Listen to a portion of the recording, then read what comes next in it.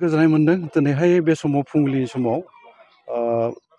लकसभा बिसायख'थि बावहाय लखिमपुर लकसभा बिसायख'थि बेनि जानानै बाहागो लानो मोननायाव आं खोब गोजोननाय मोनदों आरो गुबैयैहाय दा बे समाव जोङो मानिकपुर बर' गुदि फरायसालि पलिं स्टेसन नाम्बारा जोंना बेयो 133 133 नाम्बार बेयो बावहाय गासै जोंना भट होगिरिफ्रा दङ 1123 सा सुबुङा भट होनाय जागोन बावहाय दा गुबैयैहाय थांखिया जोंना बेनो जे जोंहाथ' बर' हारिहा माखासे जोंनि आद्रा थानाय बिटिआर एकर्डनिबो दफाफोर मावफुंजायै थाबाय बेखौ लानानै बर' रायजोखौ बुंबोखानाय जादों जे जोंहा जोंनिनो माखासे जेंना दं जाय जेंनाफोर सुस्रांजायाखै बे जेंनाखौ सुस्रांनांगौनि थाखाय भट होनांगौ बिजेपि दोलोनो बिजाथिनो आरो गुबैयै नरेन्द्र मदि मानोना बिथांखौ भारत राष्ट्रनि सासे गाहाय मन्थ्रि आरोबाव खालामबावनांगौ आखौ एबार मदि सरकार तृतीय बार कारणे प्राइम मिनिस्टार होननानै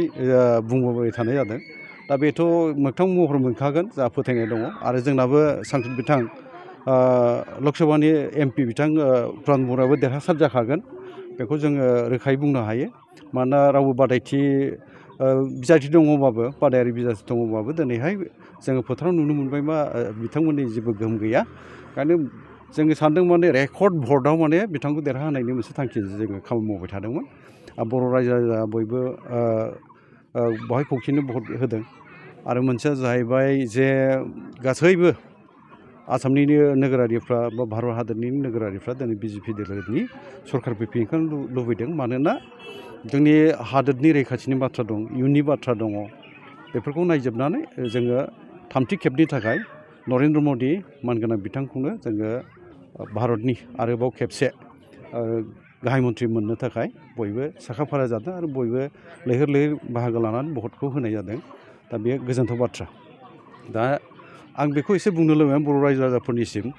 आं खावलायनाय बे थागोन साफ्रोमबो भटखौ होनांगौ आरो थांखिया जोंना बेनो जे जोंनि बर' कसारि अनसाय गोमाहां खुंथाया दाबो आबुङै मावफुंजायाखै बेनि आद्रा थानाय खामानि थाबाय जोंहा सरकारजों जों थानाय खामानिखौ मावनानै आदाय खालामनांगौ बाथ्रा थायो आरो मोनसेया जाहैबाय जोंनि कार्बि आंलंनि बर'फोरनि जि जेंना बेबो सुस्रांजायाखै जोंनि सिमा बारायनायनि जेंनायाबो सुस्रांजायाखै बेफोर गासिबो आद्रा जानानै दं बिटिआर एकर्डनि दफा बेफोरो आरो मोनसेया जाहैबाय जोंनि एनडिएफबिनि दैदेनगिरिफोर जाय बिथांमोनहा रन्जन दैमारिजों लोगोसे सागानगिरि बिथाङा रन्जन दैमारि बिथाङा दा जोबथेसालियाव जोबजानानै दङ आरो बिथांजों लोगोसे सा 60निबो गोबांसिन दैदेनगिरिफ्रा जोबथेसालियाव जोबजानानै दङ बिथांमोनखौ बख'नायनिबो जोंहा हाबा मावनांगौ दङ दा माखासे बिदिनो गोनांथार माखासे जोंहा इसुफोर दङ जाय जेंनाफोरखौ जों सुस्रांजायाखै ओंखायनो सुस्रांनांगौनि थाखाय सरकारा जेरावहाय बिजेपि दोलानो सरकारखौ सालायगासिनो आसामावबो आरो बोसोरनैनि बारा दंबावो ओंखायनो सरकारजोंनो थाफानानै जोंनि जे खाबुफोर बे खाबुखौ जोङो लानो बा जोङो जोंनि मोन्थायफोरखौ मोननो थाखाय नाजानांगोन ओंखायनो गासै बर' रायजो राजाखौ आं खावलायनो लुबैगोन दिनैनि बे समावहाय बर' कसारि अनसाय गोमाहांनि खुंगिरि जानानैहाय जे जोङो बर' रायजो राजाहा दस्रा जेबो अपसन गैया बिजेपिनो पदम फुन्डेसनाव भट होनांगौ आरो आं बुंबावनो लुबैगोन मानगोनां नरेन्द्र मदि बिथांखौ भारत हादरनि सासे गाहाय मन्थ्रि बानायफिनथारनांगौ थामथि खेबनि थाखाय आरो जोंनि मानगोनां प्रधान बर' बिथांखौबो जोङो रेकर्ड भटआव भट होनानै मोनहोनानै जोङो सासे एमपि महरै दैथायहरनांगौ पार्लियामेन्टआवहाय बेखौबो जोङो गोसोआव लानानै भटखौ बयबोआनो होखादों आरो देरहानो मोगथां जाबाय होननानै जों दिनैनि दा बे समावहाय बुंनो हायो।